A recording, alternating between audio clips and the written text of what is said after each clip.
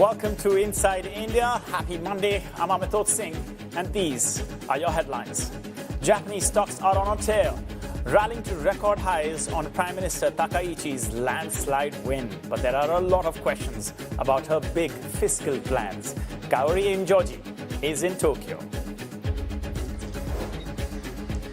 Thanks, Amitabh. This is an epic win for Prime Minister Sanae Takaichi, carrying her party to a supermajority in the snap general election. This gives her pretty much free rein to implement her conservative agenda. All the details are coming up in this show. Plus, a clear win for Thailand's ruling Conservative Party in Sunday's snap elections that could help the Thai market when they open this hour. JP Ong is in Bangkok. Yeah, good morning to you guys. I'm Mitosh. It seems that markets are reacting fairly positively to the fact that we might have a clear winner of the elections of Thailand. Anutin Chanvirakul, the leader of the Bumchai Thai Party, looks set to form a coalition to lead Thailand over the next couple of years. And more tailwinds for the Indian market today as more details emerge from the US-India trade agreement with a framework, an interim framework now in place. But India is also shoring up trade ties in Southeast Asia. Prime Minister Narendra Modi and Malaysian Prime Minister Anwar Ibrahim renewing commitments to bolster trade in a variety of fields, including semiconductors and defense.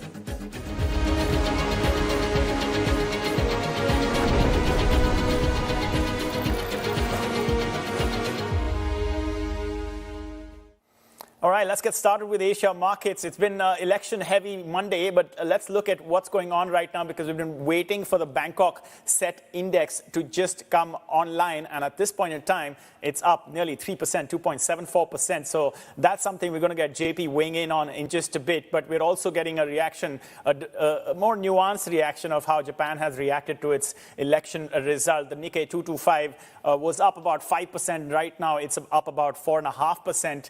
The Takaichi trade, of course, in focus. Japanese stocks jumping to that record high after the landmark election victory, the epic one, you can call it, the supermajority victory.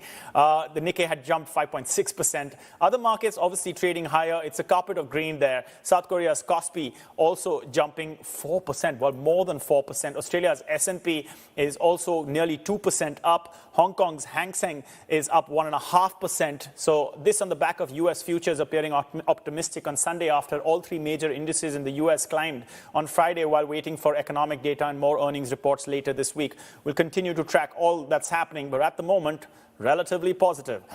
Let's also head back out to Tokyo, where CNBC's Kaori Imjoji is keeping track of Japan's snap elections and a landslide victory for Prime Minister Takaichi. Kaori, give us the first details.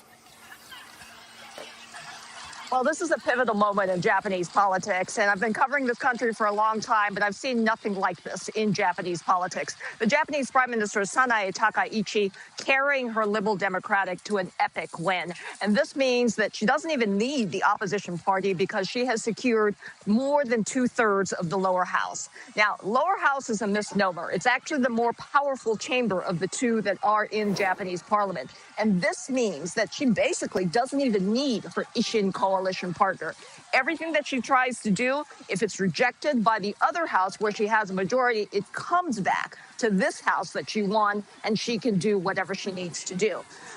This was really a historic election in many other ways as well. I mean, you can't feel it right now. The sun is out, but it is cold here. And there was a blizzard, a snow blizzard across Japan. It kept people at home a lot. But at the end of the day, she carried this because the popularity of Sanae Takaichi has been incredible. She's polling 90% in the people that are under 30. This is an incredible figure and much, much, much higher than what her own LDP party has. So I think as a result of this snap general election, she has done three things. She has killed 3 birds with 1 stone, not 2, 3. She has cemented her own mark in the LDP. If there were naysayers within the party, this is a huge party, they are no longer because they know that they have the mandate now. Some of the other things that occurred, I talked to the second part, which is the bill or the bills and the legislation that she wants to enact. That will be so much easier now that she has this mandate from the public. And you also have to remember, that at the end of the day, it wasn't just about the LDP. She basically obliterated the opposition party. And that is because when you look at the numbers, some of the parties are basically no longer, they don't even have seats in the House. So she has done all of this with a gamble. She took this gamble just 100 days into office, and this means that her position is secure for the foreseeable future here in Japanese politics. Kaori, we all saw her play the drums. Has she achieved rock star status amongst the youth, particularly in these elections? Is that what we can concur? I'm glad you asked, because look where I am. I'm at Shibuya Crossing. This is the Mecca for Japanese youth. And she has won the hearts of the under 30 set via very savvy social media. And I think when you listen to her stump at some of these events, and I was out here in Shibuya for one of those, you can see it. It's palpable. You have people holding up their mobile phones to the Prime Minister of Japan in a way that I really haven't seen before. And I think that's one of the differences with this election as well. They really leaned into social media because they were aware that for the last two elections, the LDP did not fare well because they didn't do that. So I think is part of her personality. She shoots from the hip.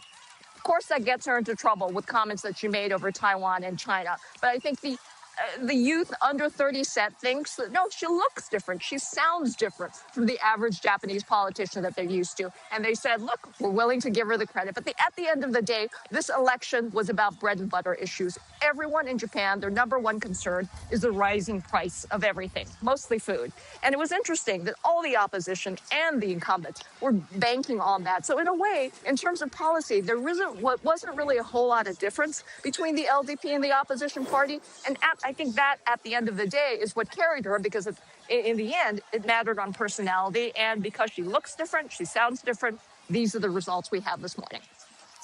Well, Kaori, just fantastic. Enjoy the sun as long as it lasts. Thanks so much for that. CNBC's North Asia reporter Lisa Kim is also here with us, keeping a track of the market reaction in Japan.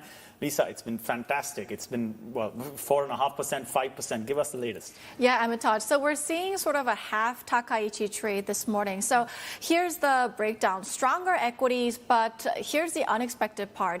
The yen has appreciated while it's a mixed picture for JGB yields. The Japanese stock, as you mentioned earlier, have hit new highs, with the benchmark Nikkei blazing past 57,000 earlier in the morning before pairing gaze. The benchmark index, as well as a broader topics index, is on a lunch break, but before the lunch break, both of them just surging this morning. Analysts expected beneficiaries of PM Takaichi's victory to be defense, AI, and semiconductor names, and indeed that was the case. Defense stocks flying high in the morning session.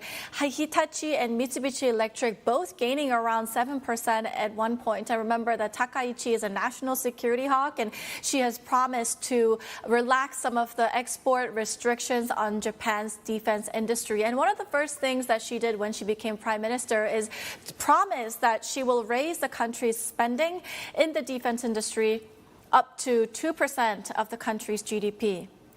In the tech space, chip equipment maker Avantes surged by around 14% this morning, and SoftBank Group is up 7%.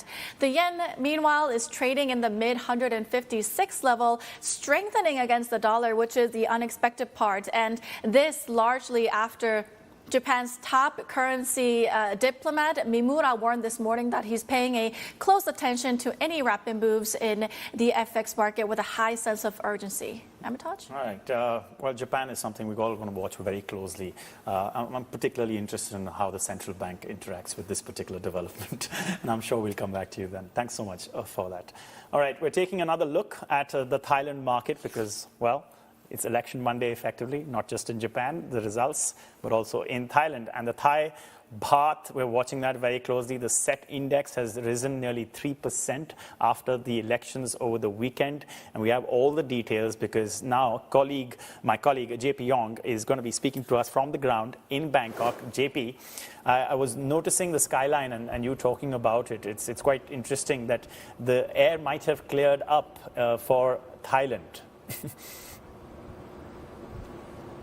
Yeah, Amatosh, good morning to you guys. Okay, there were questions and concerns when we flew in about possible smog, but it seems the air is clean. Actually, what's more telling right now is that there are strong winds as we speak at the moment, but these are not winds of change. This seems to be winds of continuity as with regards to the elections, where we saw the incumbent Bumjaitai party, led by Anutin Chanvirakul, coming to a commanding lead with more than 194 seats. That puts them in pole position to form a coalition that will lead Thailand in the next couple of years. And what this does right now is it removes a bit of uncertainty, political uncertainty, for many investors focusing on Thailand. Now, mind you, the Thai set has been one of the worst performers in terms of stock markets in Southeast Asia for the better part of the last 3 years. And that's down to the fact that there's anemic economic growth in Thailand, growing household debt. There's also the prospect of some of their major economic engines, such as tourism, manufacturing, showing signs of slowing down. And when you add on top of that the fact that there have been many changes in terms of government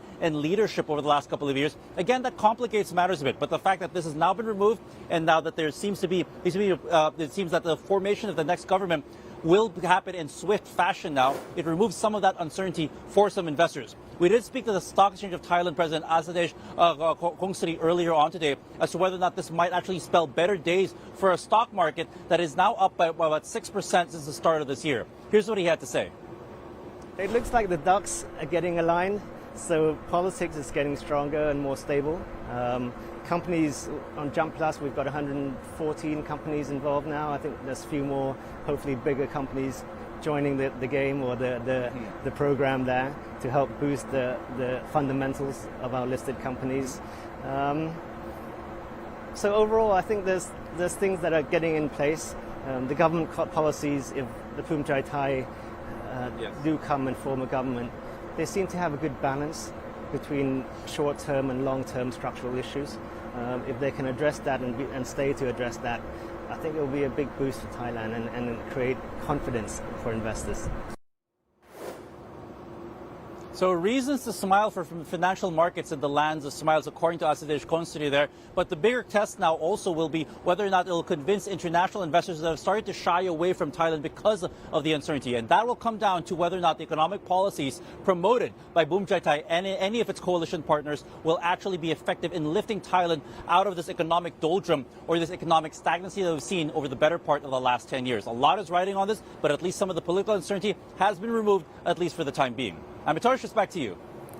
Thanks so much for that, JP. We've had India's Prime Minister congratulate Japan's Prime Minister on her epic win, but no such social media posts yet on Thailand. So we'll wait for that. But thanks so much for joining us. Now, we've had some much-awaited clarity emerging over the weekend regarding India and the US. India and the US issued a joint statement which went beyond the social media posts of Trump and Modi initially. So the deal for that now is a framework, an interim agreement, and if things go well, then negotiations for a broader bilateral trade agreement will produce an outcome. The first key question was on whether India has allowed its red lines to be crossed. To some extent, it appears Trump may have conceded his position on higher US agricultural exports to India, and India has allowed the import of dried distillers' grains known to be produced from genetically modified corn. Now, India has historically banned the import of GM corn or soy from the US. India's Commerce Minister was asked about this, and he said there's no GM impact after processing, while adding that sensitive agriculture and dairy products were protected. India is removing or reducing tariffs on all U.S. industrial goods, wide range of U.S. food and agriculture products, including red sorghum for animal feed, tree nuts, fresh and processed fruit, soybean oil, wine and spirits, and additional products that we know of. U.S. will also impose a reciprocal tariff of 18%. This was kind of known on what? Well, on textile, apparel, leather, footwear, plastic, rubber, organic chemicals, home decor, artisanal products, and certain machinery. Now, a key part of the statement was the use of the word intent. India intends to purchase 500 billion of U.S. energy products over 10 years. Over 5 years. Aircraft and aircraft parts, special metals, tech products, coking coal over the next 5 years. And the U.S. intends to consider continuing lowering tariffs on Indian goods. Perhaps the larger question is around whether India has made a commitment to stop buying Russian oil. There was no mention of that in the joint statement, but a separate executive order from Trump did say so. When asked whether India has made any such commitment, Commerce Minister Goyal told local TV that the answer would be with the foreign minister or ministry. The foreign ministry spokesperson was asked this question last week and said that energy security is India's supreme priority and evolving international dynamics at the core of our strategy remain. Additionally, the executive order said India has represented it will purchase US energy products, and US officials will recommend reinstating tariff if India resumes oil purchases from Russia. Now, is this a dilution of India's strategic autonomy?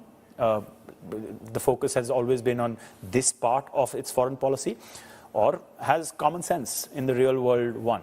We'll be discussing that with our guest, but listen to what Commerce Minister Piyush Goyal told the media when asked about the Russian oil commitment part. The buying of crude oil or LNG, LPG from the US is in India's own strategic interests as we diversify our oil sources. But the decisions are taken by the buyers, by the companies themselves. So the trade deal doesn't discuss who will buy what and from where. The trade deal ensures that the pathway to trade is smooth, ensures preferential access. So the Commerce Minister making it very clear that this is not within his trade deal that his team and him negotiated. It is something that the Foreign Ministry has to address, this aspect of commitments on not buying Russian oil. There was another thing that was going on. The Foreign Minister was with the Prime Minister in Malaysia over the weekend. Prime Minister Modi was in Malaysia for a two-day visit to Kuala Lumpur, and that resulted in a joint statement with Malaysian Prime Minister Anwar Ibrahim. Modi had missed the ASEAN summit last year at a time when Trump imposed 50% tariffs on India, and he was visiting the summit. Modi had said he was unable to attend because India was celebrating Diwali.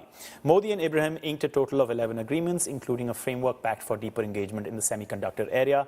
They refer to efforts to promote the usage of local currencies, the rupee and the ringgit for trade settlement. Geopolitically, Malaysia's influence in the area, the Strait of Malacca in particular is just important for India. Malaysia also holds the second largest Indian origin community after the US, and Modi did address about 15,000 of those Indians during an event. Here's what Malaysia's Prime Minister said on the occasion.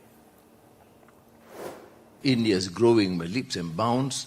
There's one spectacular rise in the international economic and trade scene, and therefore Malaysia in the ASEAN context would certainly benefit immensely if we could secure more ways and opportunities to collaborate with India, to extending beyond the $18.59 billion that we achieved in 2025. All right, now we'll be coming back after this very short break, and we're gearing up for the market open in India.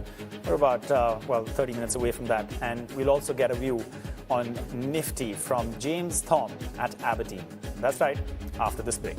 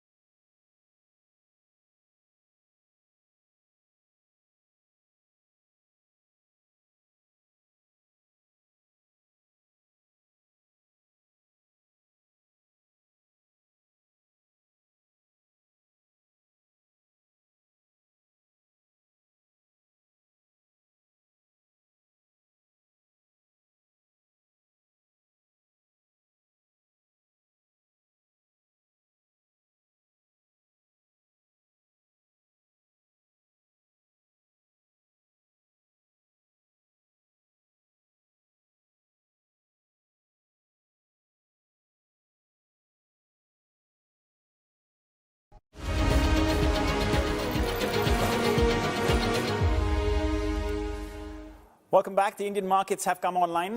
Will be coming online in about 30 minutes. We're going to be watching them very closely. GIFT Nifty Futures giving us an indication of how it's going to be looking.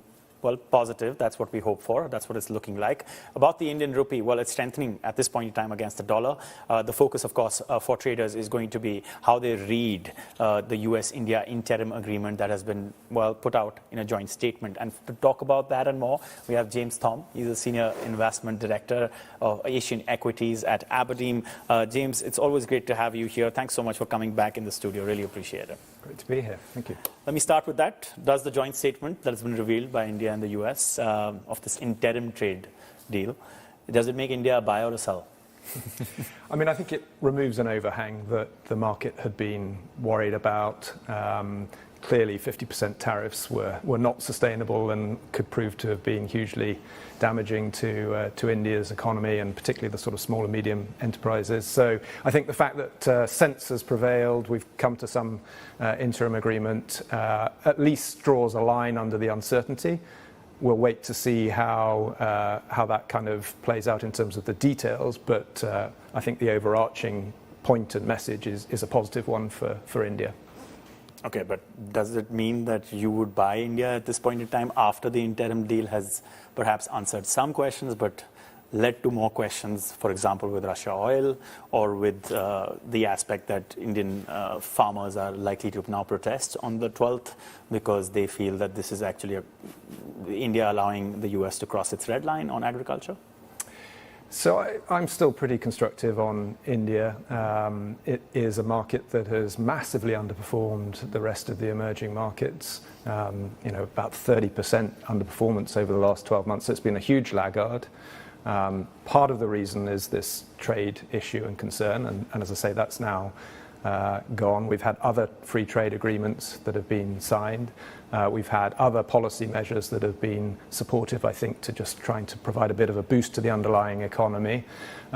Growth has been slower, but there is reason to think that that is now bottoming out in terms of earnings growth and that we hopefully have seen the last of the downgrade cycle. So I think, relatively speaking, India is looking considerably more attractive than it was. I'm still a little cautious super near term, but on a sort of 12 to 18 month view, I would be looking to buy India, yes. Okay. FPIs have been net buyers of Indian equities in 3 of the past 4 trading sessions. So something is changing clearly. Perhaps, that sentiment that you're indicating is that it's a net positive is very clear. But is it like a 75% win for both India and the US, while 25% overhang remains? When you think about the fact that India has not given clarity on the US claiming that it's committed to stop buying Russian oil. And I want to ask you, is this tenable? Like, how does the market react to this when the Commerce Minister is asked in a local TV interview, have you committed to not buying, Russian oil? And he says, ask the Foreign Ministry. When we ask the spokesperson of the Foreign Ministry, the answer comes that we're committed to strategic autonomy.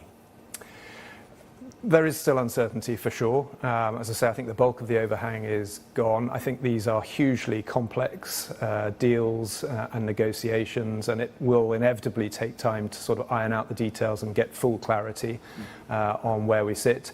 But clearly it's directionally positive. I think it'll hopefully help the currency as well. I think that's been a big factor why foreign investors have been shy to commit to India in recent quarters. So I think, yes, there's detail to be understood and to be communicated better by policymakers, but directionally, I think it remains a net positive. So when you're advising clients or thinking about investing in India, does this put the brakes on that idea, or is it now that this overhang is gone and I'm going to look at certain sectors and please name those sectors and be like, okay, these ones are good now to go? Yeah, I mean, let's not forget that the Indian story is largely a domestic story, right? So trade, even with the US, is not that meaningful a contributor to overall economic growth. I don't think, as I've said, I think this is a positive on the trade side, but the core thesis for India remains a domestic one. And their growth has slowed. But as I say, we've seen other policy measures come through in terms of tax reforms, liquidity coming into the economy after protracted period of significant tightness that should now lift the tide of corporate earnings and put India on a much surer footing. So when I think about sectors that will benefit from that, I mean, banks and financials broadly are a sector that we continue to be constructive on. I think the more favourable liquidity backdrop is helpful there. The fact that valuations aren't too elevated in that sector make it an attractive medium-term investment prospect for us. You've had a couple of things, and good to know what you think about banks. But the RBI, paused rates on Friday, and the commentary is going to continue to filter into what the market reacts, today, how the market reacts. Because the pause was there, but there was this focus on proactive liquidity management, something the market was perhaps expecting after the budget brought in the STTs, the Securities Transaction Tax, and increased it. At the same time, you have this overhang of the negative sentiment that something like the Tiger Global judgment has done. So how do you look at all of this in terms of investor sentiment? So I think when I sort of take a step back and think about why India's growth has slowed, my view is that a large part of it was tied to this liquidity situation. So we saw a tightening of monetary policy, we saw a tightening of fiscal discipline, if you like, and that put the brakes on growth. And was negative for the banks, and we've seen credit growth slow. I think we're now at a point where the budget maintains fiscal discipline, but it's business as usual in a sense. And monetary policy has turned a corner, and we're now into, as you say, liquidity coming back into the market. We've seen some rate cuts. There may be more rate cuts to come, and that I think is going to turn the tide on the overall liquidity pool in India, which will be supportive for banks and earnings. Do you think there'll be more rate cuts this year? Because most economists have said that there'll be a pause through the year. I don't have a particularly strong view on that. I think it's going to be, to a large extent, tied to what the US Federal Reserve does as well, as always. So, but I think there's certainly room for more cuts. I mean, you look at the inflationary environment in India, and it's very benign still. Okay. One-word answer, which is a better market to invest in as of today, after the Japan elections, Japan or India? Well, you'll probably make more money in Japan in the next 2 days, but I think India on a medium-term view is still very good. That's exactly what I wanted to hear. Thanks so much for you. That was James Thom from Aberdeen Inside India. We'll be right back.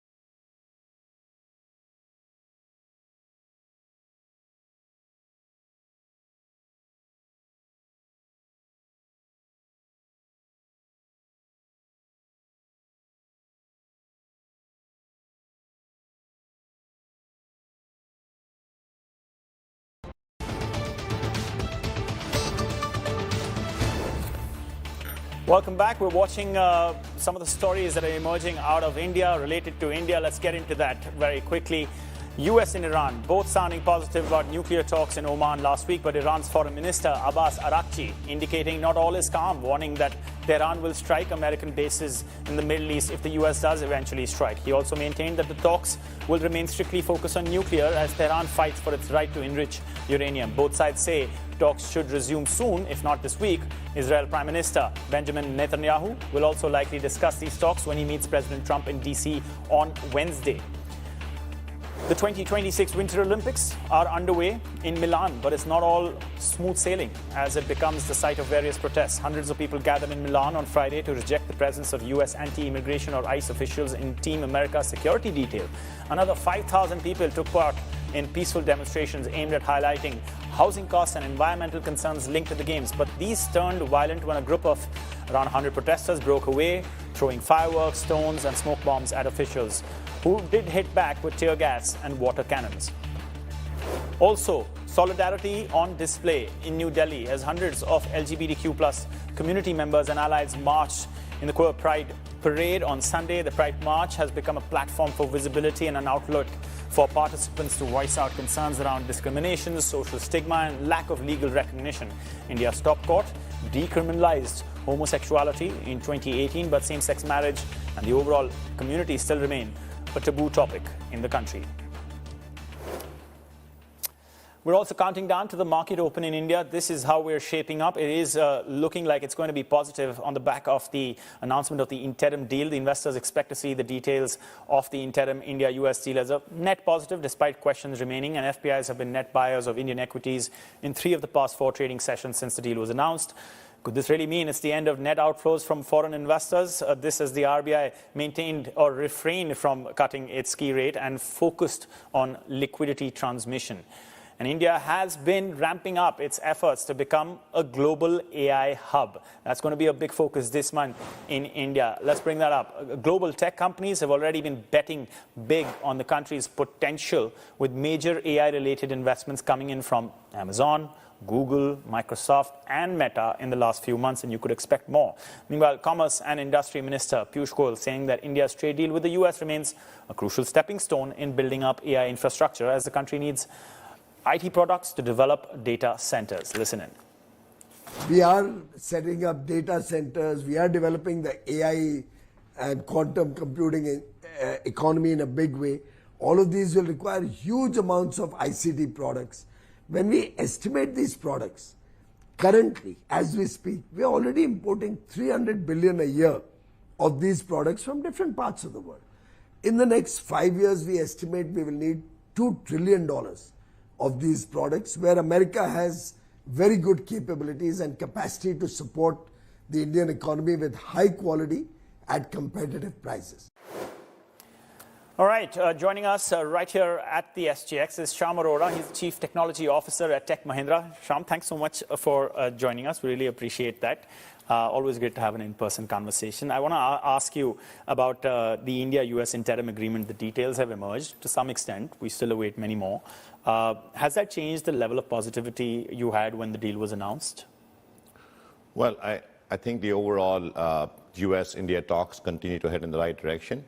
And overall, I think with the way Prime Minister Modi is taking the country, taking measured steps to move in the right direction to make sure that the country continues to have a leadership position in IT, but still have the right relationships with the right economies. I think it's the right stance to go. So I'm really positive and optimistic about where things are going.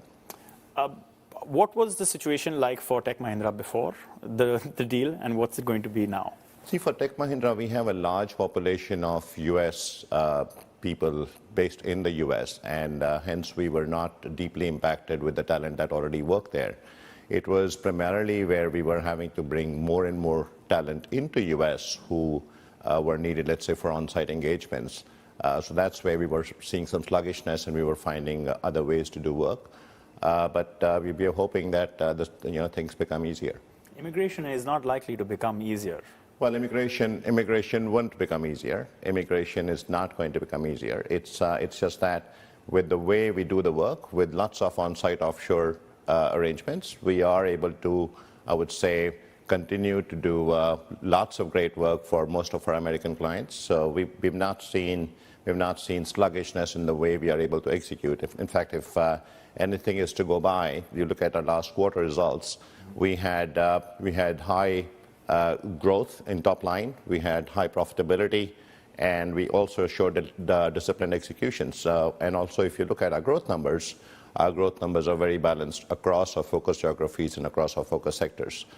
Similarly, if you look at our focused execution on operating margins, we've continued to have a positive trajectory to our operating margin. And I'm really proud to see our deals pipeline. So if you look at, first of all, the deals that we won, again, quarter on quarter, we were up. And we were not just up because we are doing similar transactional solutions.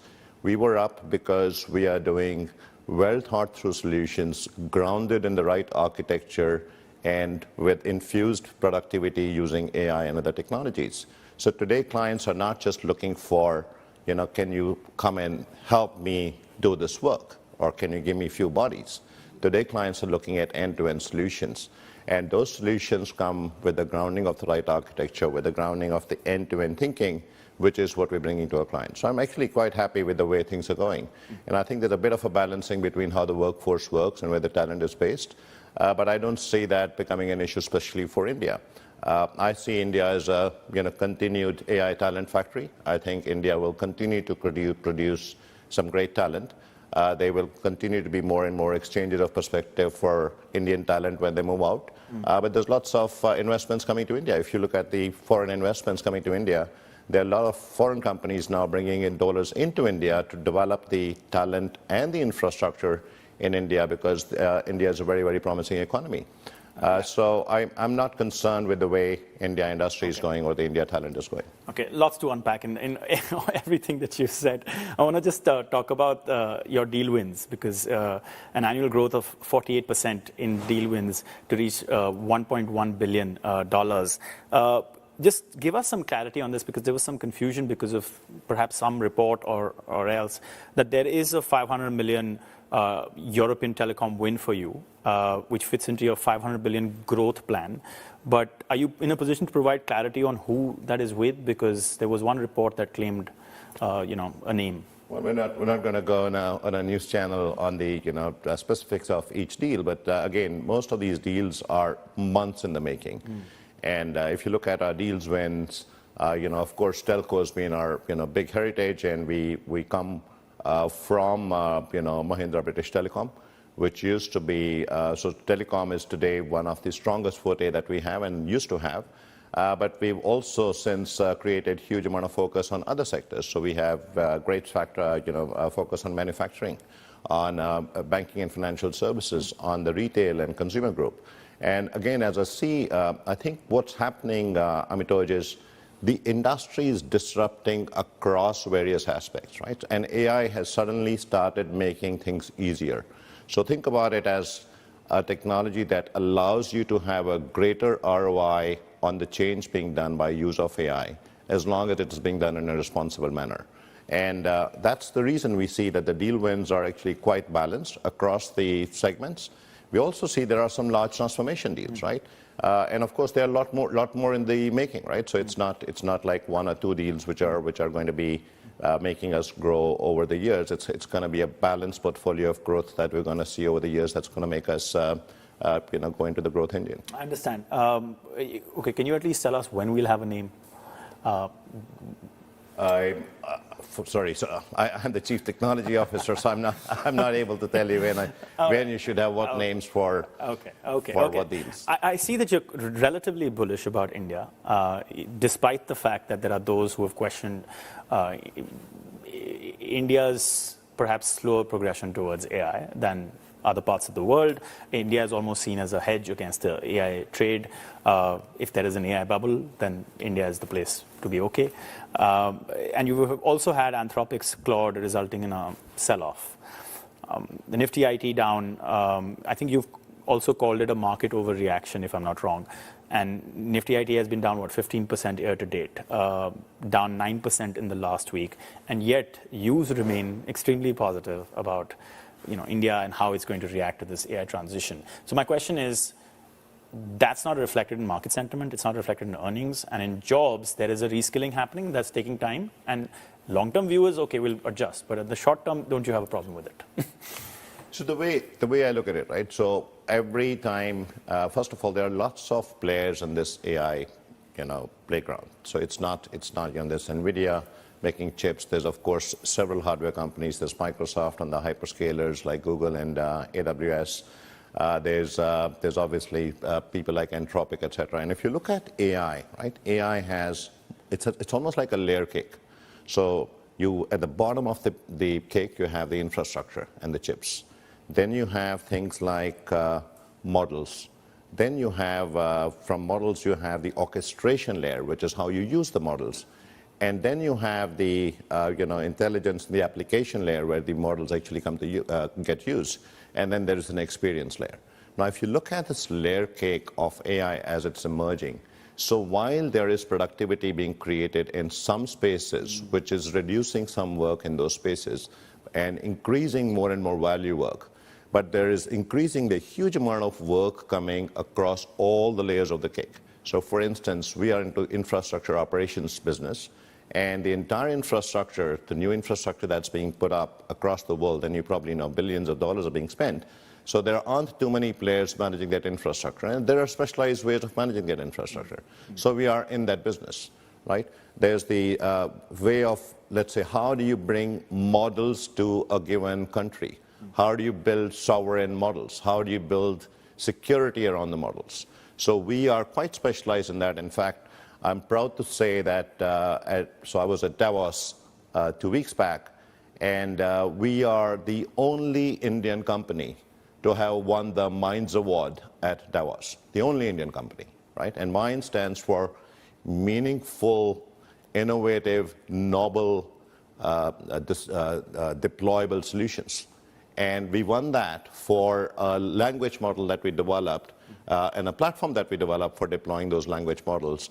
And actually, our Prime Minister Modi, when he's going to be there at the India AI Impact Summit, India AI Impact Summit, 16th to 20th of February. 16th to 20th, yeah. I think the key event is 19th and 20th. So we are one of the 10 companies, and all the other 9 are startups. We are the only one software integrator company who's actually going to be launching in that summit the next version of this language model called Indus. India had selected 8 players. The government had selected 8 players: Tech Mahindra, Fractal, BharatGen, Avatar AI. That's right. And I wanted to ask you about that. So what's that going to look like?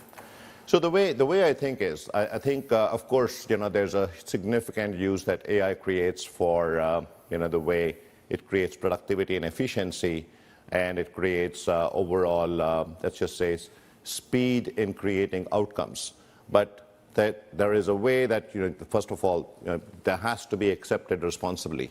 So you just can't start consuming AI because you saw there's a LLM which is giving you a faster outcome, because AI has its risks, right? It has its risks in security, in the way the models hallucinate, give you answers which were never there, and all kinds of things. So you have to have, and that's the reason we have an AI delivered right strategy.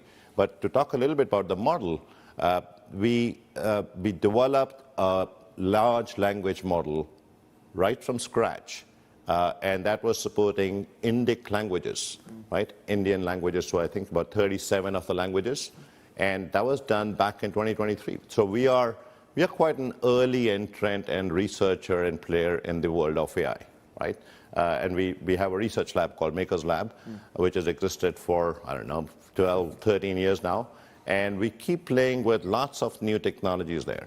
So we were the first company to develop this local sovereign model for India. Okay. And then we used the same platform to also take it to Indonesia. And then we took the same platform to also take it to now other geographies.